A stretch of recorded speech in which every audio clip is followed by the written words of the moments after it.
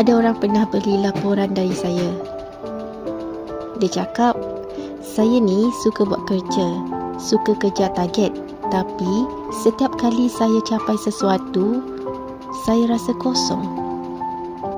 Saya pun tengok balik corak hidup dia. Dalam tarikh lahir dia ada pola 999, nombor yang selalu muncul pada orang yang ada banyak peluang. Tapi dalam diam, orang tersebut tak tahu macam mana nak berhenti. Dia jenis tak reti duduk diam, dalam kepala sentiasa ada perkara nak kejar. Pada satu benda yang selesai, dia dah fikir benda lain. Tapi peliknya, bila sampai pun dia tak rasa puas. Dia tak tahu nak senyum ke, nak lega ke. Dia cuma terus cari benda seterusnya. Saya cuma cakap satu ayat. Kadang kita terlalu biasa kejar sampai kita lupa untuk rasa. Lama dia diam.